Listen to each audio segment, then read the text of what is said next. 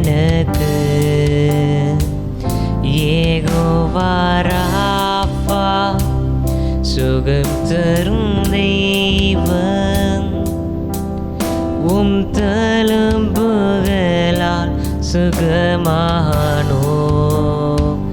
யெகோவா ஷம்மா என் கூட இருப்பீர், என் தேவையெல்லாம் சந்திப்பீர்.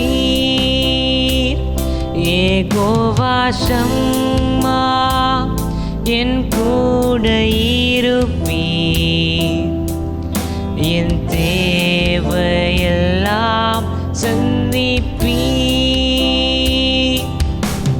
நீர் மாத்திரம் போதும், நீர் மாத்திரம் போதும், நீர் மாத்திரம் போதும் எனக்கு. நீர் மாத்திரம் போதும், நீர் மாத்திரம் போதும், நீர் மாத்திரம் போதும் எனக்கு. இயேசுவே நீரே என் ஆத்ம நேசர், என்னில் வளவன் நீர்.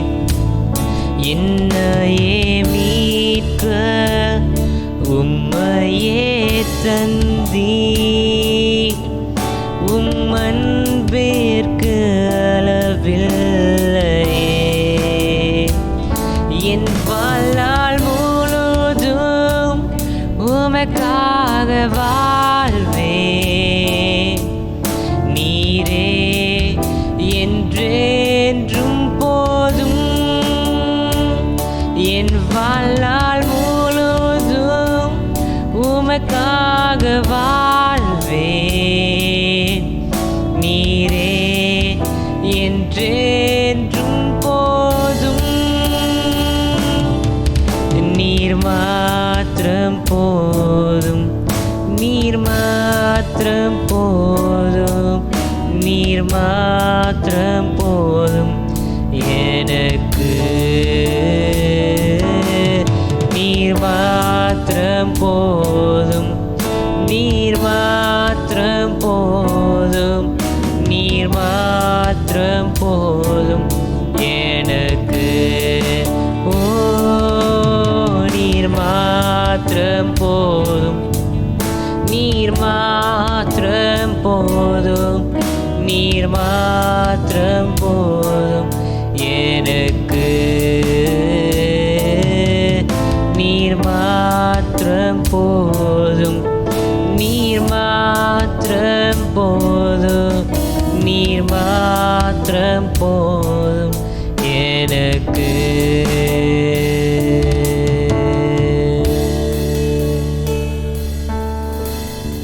ஆண்டவரே, உந்தன் மகா பரிசுத்த ஸ்தலத்துக்குள்ளார அழைத்து செல்லும்னு அப்படியே அவர்கிட்ட கேட்கலாமா? உங்கள் ரத்தத்தினாலே அப்படியே எங்களை கழுவிடுவோம் ஆண்டவரே. உங்கள் மகிமையை அப்படியே காட்டுங்க ஆண்டவரே.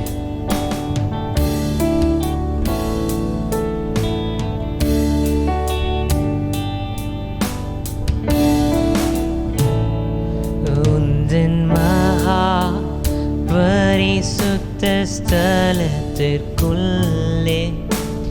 என்னையும் அழைத்து செல்லும். உந்தன் மகா பரிசுத்த ஸ்தலத்திற்குள்ளே என்னையும் அழைத்து செல்லும். உம் பரிசுத்த இரத்தத்தினாலே என்னை கழுவிடும். உம் பரிசுத்த இரத்தத்தினாலே தூய்மை ஆக்கிடும்.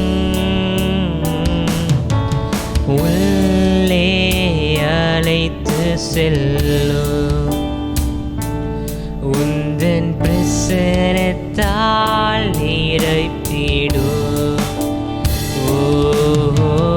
உள்ளே அழைத்து செல்லும். உந்தன் பிரசனத்தால் நிரப்பிடும். உந்தன் மகா பரிசுத்த ஸ்தலத்திற்குள்ளே என்னையும் அழைத்து செல்லும்.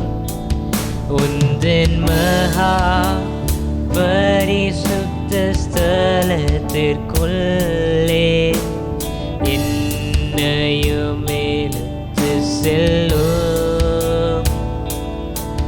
உம் பரிசுத்த இரத்தத்தினாலே என்னை கழுவிடும். உம் பரிசுத்த இரத்தத்தினாலே தூய்மை ஆக்கிடுமோ. உம் பரிசுத்த இரத்தத்தினாலே என்னை கழுவிடும். உந்தன் பரிசுத்த இரத்தத்தினாலே தூய்மை ஆக்கிடும். உள்ளே அழைத்து செல்லும். உந்தன் பிரசனத்தால் நிரப்பிடும். உள்ளே அழைத்து செல்லும். உந்தன் பிரசனத்தால் நிரப்பிடும். அப்படி ஆவியானவர் வரவேற்கலாமா? உள்ளே அழைத்து செல்லும். உந்தன் பிரசனத்தால் உந்தன் பிரசனத்தால் நிரப்புங்க ஆண்டவரே. உள்ளே அழைத்து செல்லும். உந்தன் பிரசனத்தால் நிரப்பிடும். தூய ஆவியே அன்பின் ஆவியே துணையாளரே தேற்றும் தெய்வமே ஊற்று தண்ணீரே உள்ளமே குதையா வர வேண்டும். நல்லவரே வல்லவரே ஐயா வர வேண்டும். ஓஹோ வர வேண்டும். நல்லவரே வல்லவரே ஐயா வர வேண்டும். ஓஹோ வர வேண்டும். அப்படி எங்களை நிரப்புங்கப்பா. நல்லவரே வல்லவரே ஐயா வர வேண்டும். ஓ வர வேண்டும். நல்லவரே வல்லவரே ஐயா வர வேண்டும். ஆவியானவரே, நீங்கள் எங்கள் மத்தியில் அசைவாடுவதற்காக நன்றி ஆண்டவரே. இந்த ஆராதனை அப்படியே உமக்கு சமர்ப்பிக்கிறோம். இயேசு நாமத்தில் ஆமேன். Price Lord. கர்த்தருடைய நாம மகிமைப்படுவதாக. மீண்டும் கேர்சல் மூலமாக உங்களை சந்திப்பது மிகுந்த மகிழ்ச்சி. ஆத்துமாக்களை ஆதாயம் செய்வதை குறித்து நாம் பார்த்து கொண்டு இருக்கிறோம். இன்றைக்கும் அதை குறித்த ஒரு கடைசி செய்தியை நாம் கேட்க போகிறோம். போன முறை நாம் பார்த்த செய்தியில் நம்ம பார்த்தோம், ஆத்துமாக்களை ஆதாயம் பண்ணுவதற்கு நாம் எப்படி ஜெபிக்க வேண்டும், ஏன் ஜெபிக்க வேண்டும் என்பதை குறித்தெல்லாம் நம்ம பார்த்தோம். அப்படியாக அந்த ஜெப குறிப்புகளை நாம் பயன்படுத்த வேண்டும். 7 முறை ஒரு நாளைக்கு நாம் ஜெபிக்க வேண்டும் என்ற காரியங்களை குறித்தெல்லாம் நாம் பார்த்தோம். அப்போ யாருக்காக நம்ம ஜெபிக்கிறோம்? தேவன் யாரை குறித்து நம்முடைய இருதயத்தில் பாரத்தை கொடுத்துருக்கிறாரோ, யாரை நமக்கு வெளிப்படுத்தி காமித்திருக்கிறாரோ, யாரை நம்ம சந்திக்கும்படியாக ஆண்டவர் சந்தர்ப்பங்களை ஏற்படுத்தி கொடுத்துருக்கிறாரோ, அவர்களுக்காக நம்ம பாரத்தோடு நாம் ஜெபித்து நாம் ஆயத்தப்படும் போது நிச்சயமாய் அந்த ஆத்துமாக்களை நாம் ஆதாயம் செய்து கொள்ள முடியும். ஆகையால் முதலாவது நம்ம முதலாவது நாம் ரீச் பண்ண போகிறோம் என்பதை நாம் அறிந்து கொள்ள வேண்டும்.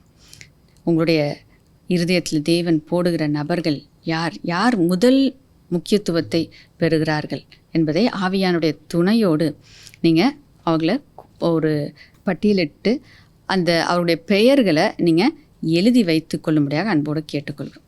இப்போ நமக்கு நிறைய பேர் நம்ம ஆத்துமாக்களை நம்ம ஆதாயம் பண்ணணும் நமக்கு விருப்பம் இருக்குது. நம்ம யாரெல்லாம் பார்க்குறோமோ, யாரெல்லாம் நம்ம குடும்பத்தில் இருக்கிறாங்களோ அவங்களெல்லாம் நம்ம ஆதாயம் பண்ணணும் நம்ம விரும்புகிறோம். ஆனால் ஆவியானுடைய துணையோடு இப்போ நான் யாருக்காக நான் ஜெபிக்க வேண்டும், நான் யாருக்கு முக்கியத்துவத்தை கொடுக்க வேண்டும்? ஏனென்றால் தேவன் அறிந்திருக்கிறார் அந்த அறுவடை எது ஆயத்தமாக இருக்கிறது, எது அறுவடையின் நேரத்துக்கு ரெடியாக இருக்குது என்பதை தேவன் அறிந்திருக்கிறார். அதே போல் யார் முக்கியமாக இப்போ சந்திக்க வேண்டிய சூழ்நிலையில் இருக்கிறாங்க, ஏன்னா அவங்களுடைய எதிர்காலத்தை தேவன் அறிந்திருக்கிறார். இந்த தருணத்தை நம்ம மிஸ் பண்ணோன்னா மீண்டும் அவங்களுக்கு தருணம் கிடைக்காமல் போகக்கூடிய சூழ்நிலையில் சிலர் இருக்கலாம். நாம் அதை அறிந்து கொள்ள முடியாது. ஆவியானவர் நமக்கு அதை வெளிப்படுத்துகிற தேவனாக இருக்கிறார். ஆகையால் அவருடைய துணையோடு நாம் என்ன செய்ய வேண்டும், யாருக்கு நம்ம முக்கியத்துவத்தை கொடுக்கணும், எந்த ஆத்மாவை நாம் முதலாவது சந்திக்க வேண்டும் என்பதை நாம் பட்டியலிட வேண்டும். முதல் பெயர் எழுதணும், 2, 3 அப்படி சொல்லி நாம் பெயர்களை எழுதி வைத்து கொண்டு அவர்களுக்காக நாம் முக்கியத்துவத்தை கொடுத்து நேரத்தை ஒதுக்கி நாம் செபிக்க வேண்டும். உதாரணத்துக்கு 3 பெயர்களை நீங்கள் எழுதி வைத்து கொண்டீர்கள் என்று நாம் வைத்துக்கொள்ளலாம். ஏனென்றால் நம்ம நிறைய பேர் நம்ம எழுதி வச்சோம் அப்படின்னா நம்முடைய கவனம் சிதறலடையும். நம்முடைய ஜெபங்கள் அது ரீச் ஆகிறதுக்கு நேரம் எடுக்கும். ஆகையால் நாம் ஒரு 3 நபர்களுக்கு முதலாவது முக்கியத்துவத்தை கொடுக்கலாம். அந்த 3 நபர்களை நம்ம பின்தொடரும் போது அதில் நிச்சயமாக ஒருத்தர் ஆண்டவருடைய வார்த்தையை சீக்கிரமாக ஏற்றுக்கொள்வார்கள். அப்போ நம்ம எல்லாருக்கும் அப்படி நம்ம ஜெபிக்கும்போது நமக்கு அந்த ப்ரேயருடைய எஃபெக்டிவ்னஸ் அது குறைந்து போகிறது. ஆகையால் 3 நபர்கள், ஆவியானவர் உங்களுக்கு உணர்த்துகிற 3 நபர்களை நீங்கள் பட்டியலில் எழுதி வைத்து கொள்ளும்படியாக உங்கள் அன்போடு கேட்டுக்கொள்கிறோம். ஏற்கனவே நமக்கு RS Covenant கார்டு என்று சொல்லி நம்முடைய தலைமை போதகர் நமக்கு ஜெபிக்க கற்றுக் கொடுத்து பெயர்களை எழுதி நாம் எப்படி ஜெபிக்கணும் என்பதெல்லாம் நமக்கு சொல்லி கொடுத்துருக்குறாங்க. ஆகையால் அந்த கார்டு இருந்தால் நீங்கள் அதிலே கூட நீங்கள் எழுதி வைத்து நீங்கள் அதற்காக கூட நீங்கள் ஜெபிக்கலாம். இல்லை கார்டு இல்லை அப்படின்னா நீங்கள் ஒரு டைரியை எடுத்து அந்த பெயர்களை எழுதி வைத்து தினமும் அந்த பெயர்கள் மேலே கையை வைத்து, இல்லை ஃபோட்டோ இருந்துச்சுன்னா ஃபோட்டோ மேலே கையை வைத்து இப்படியாக நீங்கள் வைத்து ஜெபிக்கும்போது தேவன் நிச்சயமாய் பெரிய கிரியைகளை செய்கிற தேவனாக இருக்கிறார். ஓகே, இப்போ நம்ம பார்க்குறோம் அப்படியாக பெயர்களை எழுதி வச்சு நம்ம ஜெபித்து வருகிறோம். அடுத்தது நம்ம என்ன செய்யணும் அப்படின்னு நம்ம பார்க்கும்போது அவர்கள் எந்த காலகட்டத்தில் இருக்கிறாங்க, ரட்சிப்பை அடைவதற்கு அவங்களுடைய பயணம் துவங்கி எந்த இடத்துல இருக்கிறாங்க, எந்த பகுதியில் இருக்கிறாங்க, இன்னும் எவ்வளோ தூரம் அந்த ரட்சிப்பை அடைவதற்கு அவங்க பிரயாணம் பண்ண வேண்டும் அப்படின்பதை நாம் அறிந்து கொள்ள வேண்டும். அதை நாம் ஆவியான இடத்துலேருந்து நாம் கேட்டு பெற்றுக்கொள்ள வேண்டும். ஆவியான நமக்கு அதை வெளிப்படுத்துவார். உதாரணத்துக்கு நம்ம பார்த்தோம் அப்படின்னா ஒரு சர்க்கரை உருவாக்கப்பட வேண்டும் என்றால் அதுக்கு ஒரு மேனுஃபேக்சர் பண்ணுறதுக்கு ஒரு ப்ராசஸ் இருக்குது. இந்த சர்க்கரை உருவாகிறதுக்கு முன்பாக அது என்னவா இருக்குது, ரா மெட்டீரியல்னு சொல்கிறாங்க.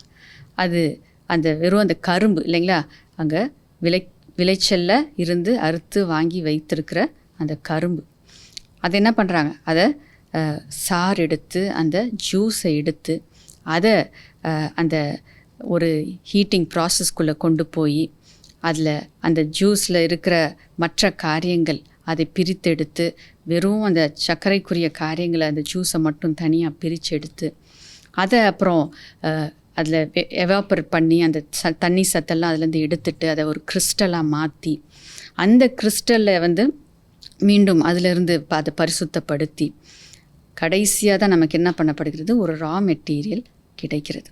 இப்போ பார்க்குறோம் அநேக ஒரு ப்ராசஸை அந்த சர்க்கரை கடந்து வருகிறது. சர்க்கரையாக இது உருவாக்கப்பட வேண்டும் என்றால் அது அந்த கரும்பிலிருந்து சில ப்ராசஸ் மூலமாக தான் அது சர்க்கரையாக மாற்றப்படுகிறது. அதுபோல் நம்முடைய ஆத்துமாக்கள் இப்போ அந்த கரும்பு போல் இருக்கிறாங்க அப்படின்னா அவர்கள் சில பாதைகள் வழியாய் அவர்கள் கடந்து போக வேண்டும். அப்பொழுது தான் அந்த ஆத்துமா எப்படி அந்த சக்கரை வெண்மையாக இருக்குதோ அவங்களுடைய வாழ்க்கை பரிசுத்தமாக மாறத்தக்கதாக ஆண்டவராகிய இயேசு கிறிஸ்துவை ஏற்றுக்கொண்ட ஒரு புதிய வாழ்க்கை, ஒரு இனிமையான வாழ்க்கை அவர்கள் பெற்றுக்கொள்ள அது ஏதுவாய் இருக்கிறது. ஆகையால் அப்படி அந்த ப்ராசஸில் என்னென்ன ப்ராசஸ், எந்தெந்த வழியில் அவங்க கடந்து வரணும் என்பதை நாம் அறிந்து கொண்டோம் என்றால் அவங்க எங்கே இருக்கிறாங்க, இன்னும் எவ்வளோ அவங்க பிரயாணம் பண்ணணும் என்பதை நாம் அறிந்து கொள்ள முடியும். ஆகையால் இப்பொழுது நம்ம வாசிக்க கேட்கலாம். 2 கொரிந்தியர் 3ஆம் அதிகாரம் 15-16 வசனங்களை நாம் வாசிக்க கேட்கலாம். மோசேயின் ஆகமங்கள் வாசிக்கப்படும் போது இந்நாள் வரைக்கும் முக்காடு அவர்கள் இருதயத்தின் மேல் இருக்கிறதே. அவர்கள் கர்த்தரிடத்தில் மனம் திரும்பும் போது அந்த முக்காடு எடுபட்டு போம். இங்கே நம்ம பார்க்குறோம், அங்கு எப்படி மோசே ஒரு முக்காடை இப்போ போட்டிருந்தாரோ அது போல் இப்போ என்ன பண்ணுறாங்க, அந்த ஜனங்கள் ஆண்டவரை அறியாதபடிக்கு ஒரு முக்காடு போடப்பட்டு இருக்கிறது என்று சொல்லி நாம் பார்க்குறோம். ஆண்டவரை அறியும் போது அந்த முக்காடு எடுக்கப்படுகிறது. அப்போ சத்ருவானவன் என்ன பண்ணுறான், சத்தியத்தை பார்க்க முடியாதபடிக்கு, இயேசுவை பார்க்க முடியாதபடிக்கு, தேவனுடைய வார்த்தை என்ன சொல்லுகிறது, எது உண்மையான பாதை என்பதை பார்க்க முடியாதபடிக்கு அவன் ஒரு முக்காடை போட்டிருக்கான். அப்போ கண்கள் மறைக்கப்பட்டு இருக்கிறது. அப்போ கண்கள் மறைக்கப்பட்டு இருக்கும்போது, இல்லைன்னா குருடாய்க்கப்பட்டு இருக்கிறதுன்னு கூட நம்ம சொல்லலாம். சரீர கண்கள் இருந்தாலும் என்ன பண்ண முடியல, அவங்களால பார்க்க முடியல, எது உண்மை என்பதை அவர்கள் அறிந்து கொள்ள முடியாத அங்கே இருதயத்தின் மேல் ஒரு முக்காடு போடப்பட்டிருக்கு. ஆவிக்குரிய கண்கள் அங்கு குருடாக்கப்பட்டு இருக்கிறது. அப்போ சத்தியத்தை அறிய முடியாதபடிக்கு கண்கள் மூடப்பட்டு இருக்கிறது. அப்போ அந்த சூழ்நிலை தான் இருந்து தான் நம்ம ஒருத்தருக்காக ஜெபிக்கும்போது அவர்களை மீட்டு நாம் கொண்டு வர வேண்டியவர்களாய் நாம் இருக்கிறோம். அப்போ அப்படிப்பட்ட மூடப்பட்ட கண்கள் இருக்கிறவர்கள், இல்லைனா திரை சீலையினால் அவர்கள் கண்கள் மூடப்பட்டு இருக்கும்போது நம்ம என்ன செய்யணும், அந்த முக்காடை நம்ம எடுத்து விடணும் இல்லைங்களா. அவங்க கண்களை நம்ம திறந்து விடணும். அப்பொழுது தான் அவங்க சத்தியத்தை பார்க்க முடியும், தேவனுடைய அன்பை அவர்கள் அறிந்து கொள்ள முடியும். அப்போ அப்படிப்பட்ட ஒரு அனுபவத்தில் இருந்து முற்றிலுமாய் ஆண்டவரை ஏற்றுக்கொண்டு தன்னுடைய சொந்த இரட்சகராய் ஏற்றுக்கொள்கிற அனுபவத்துக்கு இடையில் சில படிகள் இருக்கிறது. இன்னொரு உதாரணம் பார்ப்போம் அப்படின்னா, எசேக்கியல் 36ஆம் அதிகாரம் 26ஆம் வசனத்தை நாம் வாசிக்க கேட்கலாம். உங்களுக்கு நவமான இருதயத்தை கொடுத்து உங்கள் உள்ளத்திலே புதிதான ஆவியை கட்டளையிட்டு கல்லான இருதயத்தை உங்கள் மாம்சத்திலிருந்து எடுத்து போட்டு சதையான இருதயத்தை உங்களுக்கு கொடுப்பேன். இங்கே பார்க்குறோம் 3 காரியங்கள் நம்ம பார்க்குறோம், 3 படிகள்.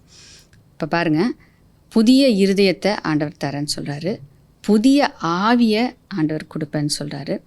எதற்காக? அந்த கல்லான இருதயம் சதையான இருதயமாக மாற்றப்பட வேண்டும். இப்போ பாருங்கள், நம்ம என்ன தான் சொன்னாலும் ஒரு கல் போல் அந்த இருதயம் இருந்துச்சுன்னா தேவனுடைய வார்த்தை பிரவேசிக்க முடியாது.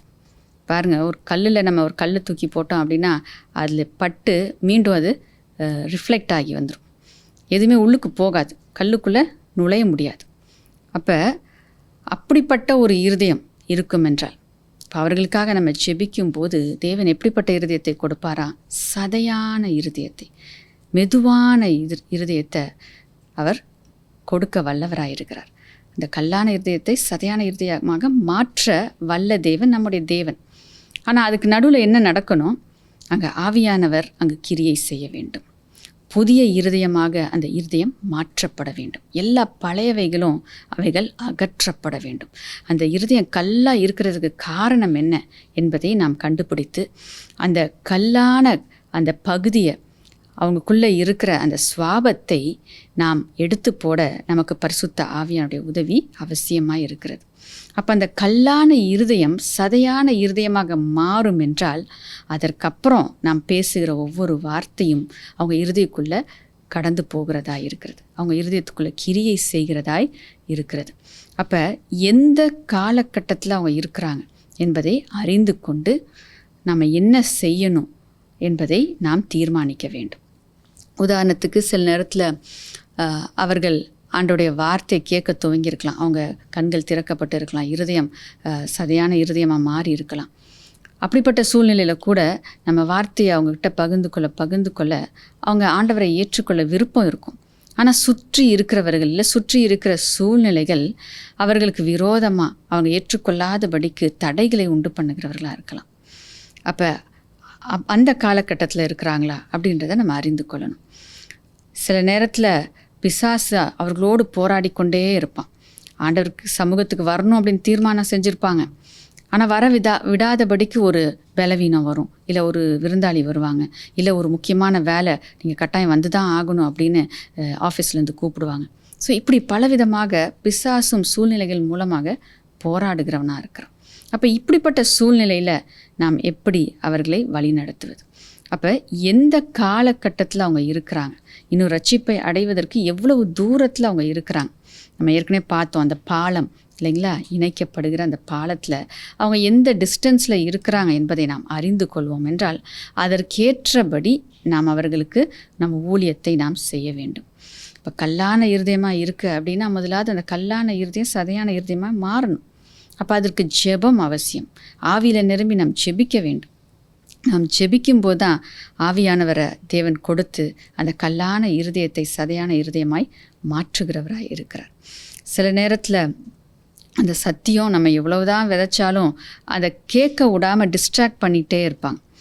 நம்ம அதை குறித்து பேசணும்னு வரும்போது தான் ஏதாவது ஒரு காரியம் வந்து அவங்க வேறு ஒரு காரியமாக நான் போயிட்டு வரேன் அப்புறம் வந்து பேசுகிறேன் அப்படின்பாங்க. ஸோ இப்படிப்பட்ட காரியங்கள், ஸோ இதெல்லாம் நம்ம எப்படி கையாளுவது என்பதை, அவங்க எந்த காலகட்டத்தில் இருக்கிறாங்க என்பதை அறிந்து கொள்ளும்போது நாம் அவர்களுக்கு என்ன செய்ய வேண்டும் என்பதை நாம் அறிந்து ஜெபித்து நாம் செயல்படும் போது அவர்களை நாம் ஆண்டவரிடத்தில் நம்ம நிச்சயமாய் நடத்த முடியும். ஆகையால் அப்படிப்பட்டவர்களுக்கு நாம் சுவிசேஷத்தை சொல்ல வேண்டும் என்றால், ஆண்டோடைய வார்த்தை நம்ம சொல்லணும் அப்படின்னா நம்ம என்ன செய்யணும், எப்படி நம்ம சுவிசேஷத்தை சொல்லணும்? அவங்க முதலாக நம்ம பார்த்தோம் எந்த இடத்துல இருக்கிறாங்க என்பதை நாம் அறிந்து கொள்ளும்போது அவர்களுக்கு ஏற்ற விதத்தில் நாம் சுவிசேஷத்தை அவர்களுக்கு சொல்ல முடியும். 1 பேதுரு 3ஆம் அதிகாரம் 15-16 வசனங்களை நாம் வாசிக்க கேட்கலாம். கர்த்தராகிய தேவனை உங்கள் இருதயங்களில் பரிசுத்தம் பண்ணுங்கள். உங்களில் இருக்கிற நம்பிக்கையை குறித்து உங்களிடத்தில் விசாரித்து கேட்கிற யாவருக்கும் சாந்தத்தோடும் வணக்கத்தோடும் உத்தரவு சொல்ல எப்பொழுதும் ஆயத்தமாயிருங்கள். கிறிஸ்துவுக்கேற்ற உங்கள் நல்ல நடக்கையை தூஷிக்கிறவர்கள் உங்களை அக்கிரமக்காரர் என்று உங்களுக்கு விரோதமாய் சொல்லுகிற விஷயத்தில் வெட்கப்படும்படிக்கு நல் மனசாட்சி உடையவர்களாயிருங்கள். இங்கே நம்ம பார்க்குறோம் 3 காரியத்தை நம்ம பார்க்குறோம். எப்பொழுதும் நம்ம ஆயத்தமாக இருக்கணும் என்று சொல்லி நம்ம பார்க்குறோம். நம்ம இடத்துல நாம் வாழ்கிற வாழ்க்கையை பார்த்து நாம் பகிர்ந்து கொள்ளுகிற சாட்சிகளை கேட்டு அவங்க என்ன பண்ணுவாங்க, நம்ம இடத்துல கேட்பாங்க, எப்படி உங்களால் மட்டும் இப்படி இருக்க முடியுது, எப்படி உங்களால் மட்டும் இவ்வளோ உங்கள் பிரச்சனை இருக்குது, சந்தோஷமாக இருக்கிறீங்களே, எப்படி இந்த சூழ்நிலையில் நீங்கள் தைரியமாக அதை ஃபேஸ் பண்ணுறீங்க அப்படின்னு சொல்லிட்டு அவங்க வந்து கேட்கும்போது சுவிசேஷத்தை சொல்வதற்கு நாம் ஆயத்தமாக இருக்க வேண்டும். நம்ம எப்படி சொல்லணும், கனிவோடு சாஃப்டாக சொல்லணும். அதே நேரத்தில் நம்ம பார்க்குறோம் பயபக்தியோடு, ஆண்டவர் எனக்கு முன்பாக இருக்கிறார் என்று சொல்லி ஆண்டவருக்கு கனத்தை கொடுத்து ஆண்டவருக்கு முக்கியத்துவத்தை கொடுத்து நம்முடைய பெருமையை சொல்கிறதுக்காக அல்ல, ஆண்டவருக்கு நம்ம கனத்தை கொடுத்து ஆண்டவர் என் வாழ்க்கையில் அவர் இருப்பதனால தான், அவர் இதை செய்வதனால தான், இயேசு கிறிஸ்து நிமித்தமாக தான் நான் இப்படி இருக்கிறேன் என்பதை நாம் அவர்களுக்கு சொல்லுவதற்கு ஆயத்தமாய் நாம் இருக்க வேண்டும். எப்போ எந்த சூழ்நிலை யார் வந்து கேட்டாலும் இயேசு தான் அதற்கு காரணம் என்று சொல்லி சொல்லுவதற்கு நமக்குள் ஆயத்தம் காணப்பட வேண்டும். அவங்க புரிந்து கொள்கிற விதத்தில் நாம் அவர்களுக்கு அதை சொல்லத்தக்கவர்களாக நம்ம இருக்கணும். நம்ம பார்க்குறோம், நம்ம பரிசுத்தமாய் நம்முடைய வாழ்க்கையில் நம்முடைய நடத்தையில் நாம் ஆண்டவர்களுடைய பிள்ளைகளாக நாம் இருக்கும்போது அதுவே அவர்களுக்கு ஒரு வாசலை உண்டு பண்ணி கொடுக்கும். ஆண்டவரை குறித்து அவர்கள் ஏற்றுக்கொள்வதற்கு ஒரு திறந்த வாசலை அது நிச்சயமாய் உண்டு பண்ணும். அந்த திறந்த வாசல் மூலமாக நம்ம பிரவேசிக்கும் போது, சரியான வார்த்தைகளை நாம் பேசும்போது, சுவிசேஷத்தை நாம் அவர்கள் புரிந்து கொள்ளுகிற வண்ணமாய் நாம் அவர்களிடத்தில் கொண்டு போகும்போது அவர்கள் நிச்சயமாய் அவர்கள் ஏற்றுக்கொள்ளுகிறவர்களாய் இருக்கிறார்கள். இன்னும் சில வசனங்களை நம்ம வாசிக்க கேட்கலாம். 1 கொரிந்தியர் 2ஆம் அதிகாரம் 1 முதல் 5 வசனங்களை நாம் வாசிக்க கேட்கலாம். சகோதரரே, நான் உங்களிடத்தில் வந்தபோது தேவனை பற்றிய சாட்சியை சிறந்த வசனிப்போடாவது ஞானத்தோடாவது அறிவிக்கிறவனாக வரவில்லை. இயேசு கிறிஸ்துவை சிலுவையில் அறையப்பட்ட அவரையே அன்றி வேறொன்றையும் உங்களுக்குள்ளே அறியாதிருக்க தீர்மானித்திருந்தேன். அல்லாமலும் நான் பலவீனத்தோடும் பயத்தோடும் மிகுந்த நடுக்கத்தோடும் உங்களிடத்தில் இருந்தேன். உங்கள் விசுவாசம் மனுஷருடைய ஞானத்தில் அல்ல, தேவனுடைய பலத்தில் நிற்கும்படிக்கு என் பேச்சும் என் பிரசங்கமும் மனுஷ ஞானத்திற்குரிய நய வசனமுள்ளதாயிராமல் ஆவியினாலும் பலத்தினாலும் உறுதிப்படுத்தப்பட்டதாயிருந்தது. இங்கே நம்ம பார்க்குறோம் பவுல் சொல்லுகிற காரியம், நான் சொல்லும்போது என்னை குறித்து இல்லை மற்ற எந்த காரியத்தையும் பற்றி நான் சொல்லாதபடிக்கு இயேசு கிறிஸ்துவை மட்டும் நான் சொல்லுவதற்கு நான் ஜாக்கிரதையாக இருக்கிறேன் என்று சொல்லுகிறார். அதை நம்ம பார்த்தோம். அதே மாதிரி மற்ற காரியங்கள் என்ன சொல்லுகிறார் என்று சொல்லி பார்க்கும்போது, என்னுடைய ஞானத்தினால என்னுடைய பேச்சு திறனால் அல்ல. ஒரு ஆத்மாவை நான் ரட்சிக்கணும் அப்படின்னா நான் சம்பாதித்த ஞானமோ இல்லை நான் என்னை பயிற்சிவித்து கொண்ட அந்த பயிற்சியின் மூலமாகவோ இல்லை என்னுடைய தனிப்பட்ட எந்த ஒரு முயற்சியினாலேயோ நான் ஒரு ஆத்மாவை ஆதாயம் செய்ய முடியாது. எனக்கு தேவை பரிசுத்த ஆவியானுடைய உதவி என்று சொல்லி அவர் சொல்லுகிறத பார்க்குறோம். பரிசுத்த ஆவியானவரால் நிரப்பப்பட்டு அந்த வல்லமையோடு நான் ஊழியம் செய்யும்போது ஆத்துமாக்களை நான் ரட்சித்து கொள்ள முடியும் என்கின்ற நம்பிக்கை அவருக்கு இருந்துச்சு. அதே போல தான் நாமும் நம்முடைய திறன், எனக்கு இப்படி பேச தெரியாது, எனக்கு இது தெரியாது, இது இல்லை எனக்கு இது தெரியும் அப்படின்னு நம்ம நினைக்கிறதுனால நம்ம ஒரு ஆத்மாவை ஆதாயம் செய்யவே முடியாது. பரிசுத்த ஆவியானுடைய உதவியும் பரிசுத்த ஆவியானுடைய வல்லமையும் ஒரு ஆத்மாவை மீட்பதற்கு மிகவும் மிகவும் அவசியமான ஒரு காரியமாய் இருக்கிறது. ஆகையால் தான் பரிசுத்த ஆவியானுடைய உதவியோடு நாம் சுவிசேஷத்தை பிரசங்கிப்போம் என்றால் நிச்சயமாய் பரிசுத்த ஆவியானுடைய கிரியை அவருடைய இருதயத்தில் அவர் உண்டு பண்ணி அந்த ஆத்துமாக்களை தேவனண்டை திருப்ப வல்லவராய் அவர் இருக்கிறார். ஆகையால் நாம் எப்படி சுவிசேஷத்தை பிரசங்கிக்க வேண்டும்? நம்மை சார்ந்து கொண்டல்ல. எனக்கு பலன் இருக்குது, பலன் இல்லை, தாளந்து இருக்குது, தாளந்து இல்லை, அப்படி அல்ல. பரிசுத்த ஆவியானவரை மட்டும் சார்ந்து கொண்டு இயேசு கிறிஸ்துவை மட்டும் உயர்த்தும் போது அவர்கள் ஆண்டவரை அறிந்து கொள்ள ஏதுவாய் இருக்கும். அடுத்து நாம் வாசிக்கலாம் லூக்கா 24 அதிகாரம் 27 மோசே முதலிய சகல தீர்க்கதரிசிகளும் எழுதின வேத வாக்கியங்கள் எல்லாவற்றிலும் தம்மை குறித்து சொல்லியவைகளை அவர்களுக்கு விவரித்து காண்பித்தார். இங்கு நம்ம பார்க்குற காரியம், இயேசு கிறிஸ்து எப்படி சுவிசேஷத்தை சொன்னார். அப்போ அவர்கள் இயேசுதான் தன் கூட பேசுகிறாங்க என்பதை அறிந்து கொள்ளாத அந்த சூழ்நிலையில் அவர்களுக்கு காரியங்களை அவர் விளக்கி சொல்லுகிறதை நாம் பார்க்கிறோம். எப்படி சொன்னார்? வேதத்திலிருந்து தீர்க்கதரிசிகள் சொன்னது, நியாயப்பிரமாணத்தில் சொல்லப்பட்டது, வேத வார்த்தையில் சொல்லப்பட்ட காரியங்களை எடுத்து அதை அவர்களுக்கு புரிந்து கொள்ளுகிற விதத்தில் அதை அவர் கூறினார். அதன் மூலமாக தான் அவர்களுக்கு அந்த சத்தியத்தை அவர் வெளிப்படுத்தினார் என்று சொல்லி நாம் பார்க்கிறோம். ஆகையால் நாமும் கூட வெறும் வார்த்தைகளை நாம் பயன்படுத்துவது போதாது. நாம் வேதத்திலிருந்து வசனங்களை எடுத்து அவர்களுக்கு நாம் காமிக்க வேண்டும். ஏன் நான் இதை சொல்கிறேன், ஏன் என் வாழ்க்கையில் இப்படி நடந்துச்சு, நான் எந்த வார்த்தையை நம்பினேன், எது எனக்கு ஆண்டவர் வாக்குத்தத்தமாக கொடுத்தார், அந்த வார்த்தை எப்படி என் வாழ்க்கையில் நிறைவேறுச்சு என்று சொல்லி நாம் வேதத்தில் இருந்து நாம் காரியங்களை எடுத்து உரைக்க வேண்டும். முக்கியமாக எல்லாருக்கும் ரட்சிப்பு தேவை. இயேசு ஒருவரே வழி, அவரே சத்தியம், அவரே ஜீவன் அப்படின்ற வார்த்தைகளை நம்ம எடுத்து காமிக்கணும். இதில் என்னெல்லாம் சொல்லப்பட்டிருக்கோ அதெல்லாம் நடந்திருக்கு அப்படின்றத நம்ம எடுத்து காமிக்கணும். ஸோ அப்பொழுது அவங்களோட விசுவாசம் எழும்பும். ஏன்னா தேவனுடைய வார்த்தையில் வல்லமை இருக்கிறது. ஆகிய தேவனுடைய வார்த்தையை நம்ம பயன்படுத்தி நாம் சுவிசேஷத்தை சொல்லும்போது அவங்க இருதயத்துக்குள்ளே நிச்சயமாக இந்த வார்த்தை கிரியை செய்கிறதாய் இருக்கிறது.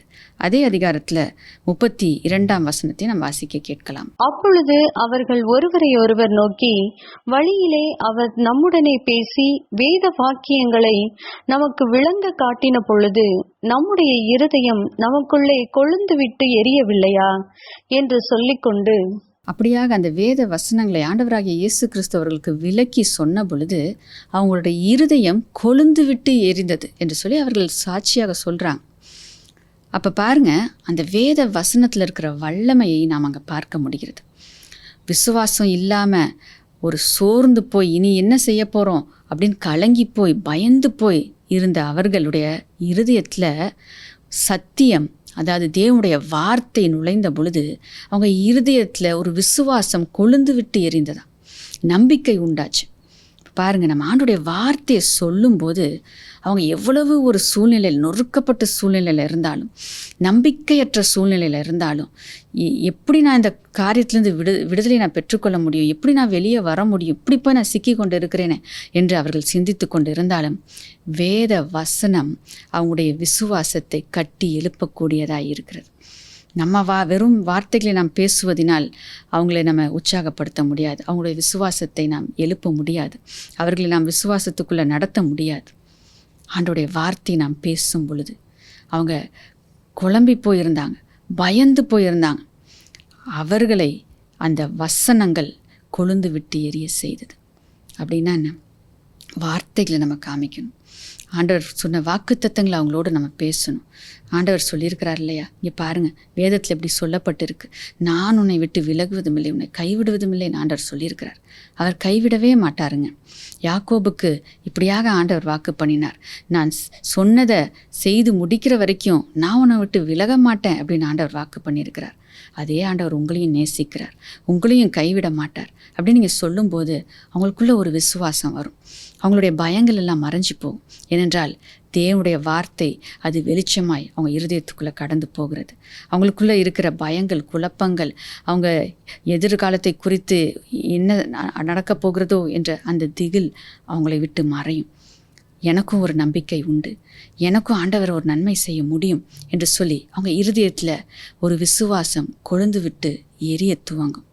ஆகையால் தான் நாம் தேவனுடைய வார்த்தையை பேசி அவங்களை வழி நடத்துவது மிகவும் முக்கியமானதாக இருக்கிறது. அதே அதிகாரத்தில் 45ஆம் வசனத்தை நாம் வாசிக்க கேட்கலாம். அப்பொழுது வேத வாக்கியங்களை அறிந்து கொள்ளும்படி அவர்களுடைய மனதை அவர் திறந்து அவர்களை நோக்கி. இங்கே நம்ம பார்க்குறோம், அப்படியாக அவங்க விசுவாசம் எழும்பினதுக்கப்புறம் அங்கே என்ன ஆச்சு, அவருடைய இருதயங்கள் திறக்கப்பட்டது என்று சொல்லி நாம் பார்க்குறோம். அப்போ ஆண்டவரை ஏற்றுக்கொள்ளத்தக்கதாக நம்ம ஆரம்பத்தில் பார்த்தோம், மூடப்பட்ட திரை போடப்பட்டவர்களாக இருந்த அந்த இருதயம் இப்பொழுது திறக்கப்படுகிறது. அப்போ அவர்கள் ரட்சிப்புக்கு ஆயத்தமாகிவிட்டாங்க. தேவனுடைய வார்த்தையை அவர்கள் கேட்க கேட்க கேட்க அவங்களுக்குள்ள விசுவாசம் வருது. இயேசுவை, ஆண்டவராகிய இயேசு கிறிஸ்துவை நான் நம்பினேன் என்றால் என் வாழ்க்கையிலையும் ஒரு நன்மை உண்டாகும், எனக்கும் ஒரு அற்புதம் நடக்கும், எனக்கும் ஆண்டவர் நன்மை செய்வார், என் குடும்பத்தையும் ஆண்டவர் ஆசீர்வதிப்பார், என் பிள்ளைக்கும் ஒரு எதிர்காலத்தை கொடுப்பார் என்று சொல்லி அவர்களுக்குள்ள ஆண்டவருடைய வார்த்தை கிரியை செய்யும். அவர்களுடைய இருதயம் ரட்சிப்புக்கு ஆயத்தமாகும், அவருடைய இருதயங்கள் திறக்கப்படும். அப்பொழுது நாம் ஆண்டவர் தான் மெய்யான தெய்வம், அவரை நம்புங்க என்று நீங்கள் சொல்லும்போது நிச்சயமாக அந்த ரட்சிப்புக்கு தங்களை அவர்கள் இடம் கொடுப்பதை நாம் பார்க்க முடியும். ஆகையால் இயேசுடைய வாழ்க்கையில் நம்ம பார்த்தோம், வார்த்தைகளை சொல்லி அவங்களுடைய விசுவாசத்தை செய்து அவங்களுடைய இருதயத்தையும் திறந்தார். அப்படியாக நம்மையும் தேவன் பயன்படுத்த விரும்புகிறார். நாமும் கூட அப்படியாக சுவிசேஷத்தை சொல்லும்போது நிச்சயமாய் ஒவ்வொருத்தரும் அந்த ஆசீர்வாதத்தை அவங்க வாழ்க்கையில் பார்க்க முடியும், ரட்சிப்பை அவர்களும் பெற்றுக்கொள்ள முடியும். நாம் எப்படி ஆயத்தமாக இருக்க வேண்டும், அந்த வார்த்தைகளை நம்ம சொல்லும்போது நம்முடைய சாட்சியை நம்ம அதிகமாக நம்ம சொல்லணும். தேவன் எனக்கு என்ன செய்திருக்கிறார், என் குடும்பத்துக்கு என்ன செய்திருக்கிறார், என் பிள்ளையுடைய வாழ்க்கையில் ஆண்டவர் என்ன செய்திருக்கிறார் என்பதை நாம் சொல்லும்போது அவங்களுடைய விசுவாசம் கட்டி எழுப்பப்படுகிறது. ஆகையால் நாம் பார்த்தோம், எப்போவுமே நம்ம ரெடியாக இருக்கணும். எப்போ யார் நம்ம இடத்துல வந்து கேட்பான்னு தெரியாது. ஆகையால் நாம் எப்பொழுதும் ஆயத்தமாக இருக்க வேண்டும். எப்படி ஆயத்தமாக இருக்க முடியும்? ஆண்டவர் உங்களுக்கு உங்கள் வாழ்க்கையில் செய்த நன்மைகளை யோசிச்சுப்பார். எப்படி இருந்தீங்க, எப்படி ஆண்டவர் இடைப்பட்டார், எந்த வார்த்தையை கொடுத்தார், எப்படி உங்களை அந்த சூழ்நிலையிலேருந்து மீட்டு எடுத்தார், நீங்கள் ரட்சிக்கப்படுவதற்கு முன்பாக நீங்கள் எப்படி இருந்தீங்க, என்ன பழக்க வழக்கங்கள் இருந்தீங்க, இல்லை எந்த கட்டுகள் உங்களை ஆளுகை செய்து கொண்டிருந்தது, எப்படி யார் மூலமாக ஆண்டவருடைய வார்த்தை உங்களுக்கு வந்துச்சு, ஆண்டவருடைய வார்த்தை உங்களுக்குள்ளே வந்தோன்னே உங்களுக்குள்ளே என்ன மாற்றம் உண்டாயிற்று, எப்படி நீங்கள் விடுதலையை பெற்றுக்கொண்டீங்க, எப்படி ஆண்டவரை உங்களுடைய சொந்த இரட்சகராக ஏற்றுக்கொண்டீங்க அப்படின்னு சொல்லிட்டு சுருக்கமாக நீங்கள் சாட்சிகளை ஆயத்தம் பண்ணி வைத்து கொள்ளும்போது சமயத்துக்கேற்றபடி நாம் அந்த சாட்சிகளை பகிர்ந்து கொள்ளலாம். ஒருவேளை ஒரு பலவீனத்தில் ஒருத்தவங்க உங்களிடத்துல வந்து கேட்பார்கள் என்றால், உங்களுக்கு ஆண்டவர் எப்படி சுகத்தை கொடுத்தார், என்பதை நீங்கள் ஆயத்தம் பண்ணி வைத்திருக்கும் போது அதை நீங்கள் பகிர்ந்து கொள்ளலாம். இல்லை பொருளாதாரத்தில் ஒரு நெருக்கடியான சூழ்நிலையில் இருக்கிறவங்க வரும் பொழுது உங்களை ஆண்டவர் எப்படி பொருளாதாரத்தில் நெருக்கடியிலேருந்து உயர்த்தினார், எப்படி மீட்டு எடுத்தார், எப்படி கடன்லேருந்து மீட்டு எடுத்தார், எப்படி ப்ரொமோஷனை கொடுத்தார், எப்படி இன்க்ரிமெண்ட்டை கொடுத்தார், எப்படி ஆசீர்வாதத்தின் மேல் ஆசீர்வாதத்தை கொடுத்தார், எப்படி உங்களுடைய களஞ்சியங்கள் நிரம்பி வழிய செய்தார், எப்படி குறைவின்றி வாழ உங்களுக்கு உதவி செய்தார், அது மட்டும் இல்லை மற்றவங்களுக்கு ஆசீர்வாதமாக எப்படி உங்களை மாற்றினார். இந்த சாட்சியை சுருக்கமாக நீங்கள் ஆயத்தம் பண்ணி வைத்து கொள்ளும்போது தேவனுடைய வார்த்தையை அவர்களிடத்தில் பகிர்ந்து கொள்வது மாத்திரமல்ல, நம்முடைய சாட்சியும் நாம் சொல்லும்போது அது அவர்களை இன்னும் பலப்படுத்தக்கூடியதாக இருக்கிறது. ஆகையால் இந்த நேரத்தில் நம்ம பார்க்குறோம், அவர்களுக்கு ஏற்ற சாட்சிகளை நம்ம ஆயத்தம் பண்ணி வைக்கணும். ஆண்டவர் எத்தனையோ நன்மைகளை செய்திருக்கிறார், ஒவ்வொரு நாளும் நமக்கு நன்மை செய்திருக்கிறார். அப்போ ஒவ்வொன்றையும் நம்ம குறித்து வச்சு ஆண்டவர் எப்படி அந்த நன்மை எனக்கு கொடுத்தார், என்ன வாக்குத்தத்தம் பண்ணினார் என்று சொல்லி நாம் ஆயத்தம் பண்ணி வைத்திருப்போம் என்றால் ஒவ்வொரு நமக்கு தேவையான பகுதிகளிலும் ஆண்டுடைய வார்த்தை இருக்கிறது, வாக்குத்தத்தங்கள் இருக்கிறது. ஒருவேளை உங்களுடைய வாழ்க்கையில் இன்னும் நீங்கள் பெற்றுக்கொள்ளனா கூட நீங்கள் ஆராய்ந்து அந்த வாக்குத்தத்தங்களை எடுத்து வைத்து கொள்ளும் போது அது உங்களுக்கும் பிரயோஜனமாக இருக்கும். நீங்களும் அந்த ஆசீர்வாதத்தை, அந்த வாக்குத்தத்தங்களை அறிக்கை செய்து பெற்றுக்கொள்ள முடியும். உங்களுக்கு சமாதானம் இல்லாமல் இருந்துச்சா, எப்படி ஆண்டவர் சமாதானத்தை கொடுத்தார். சொன்ன சமாதானத்தை தேடி மனிதன் எங்கெங்கேயோ அலைகிறான், என்னென்னமோ காரியங்கள் செய்கிறான், எவ்வளவோ செலவு பண்ணுறான். ஆனால் சமாதானம் தேவனிடத்தில் மட்டும் இருந்து தான் நம்ம பெற்றுக்கொள்ள முடியும். இந்த ரட்சிப்பின் மூலமாக தேவன் கொடுக்கிற விலையேற பெற்ற ஆசீர்வாதம் அது சமாதானமாய் இருக்கிறது. ஆகையால் அந்த சமாதானத்தை நம்ம எப்படி பெற்றுக்கொள்ள முடியும் என்பதை அவர்களுக்கு நாம் கற்றுக் கொடுக்கும் பொழுது அவர்கள் ஆண்டவரை ஏற்றுக்கொள்வார்கள். ரட்சிப்பு அவர்களுக்கும் சொந்தமாக மாறும். இப்பொழுது நாம் ஜெபிக்கலாம். ஸ்தோத்திரம் அப்பா, உமக்கு நன்றி செலுத்துகிறோம் ராஜா. அப்பா, நீர் எங்களுக்கு ரட்சிப்பை கொடுத்திருக்கிறீர், உமக்கு நாங்கள் நன்றி செலுத்துகிறோம் அப்பா. நீர் எங்களை ரட்சித்த விதத்தை நாங்கள் திரும்பி பார்த்து உமக்கு நாங்கள் நன்றி பலிகளை ஏறெடுக்கிறோம் அப்பா. நாங்கள் உதவியற்ற நிலையில் இருந்த பொழுது அப்பா உங்களுடைய வார்த்தையை நீர் எங்களுக்கு அனுப்பினீரே, ஒரு நபரை நீர் எங்களுக்கு அனுப்பினீரே அப்பா. எங்களுடைய இருதயங்களை நீர் திறந்து விட்டீரே அப்பா. எங்களுடைய மூடப்பட்டிருந்த அப்பா எங்களுடைய இருதயத்தை கத்தாவை நீர் திறந்து விட்டீரே. கல்லான இருதயத்தை நீர் மாற்றி சதையான இருதயத்தை நீர் கொடுத்தீரே. உமக்கு நாங்கள் நன்றி பலிகளை நாங்கள் ஏறெடுக்கிறோம் அப்பா. அப்பா, நீர் நல்லவராய் இருக்கிறீர்.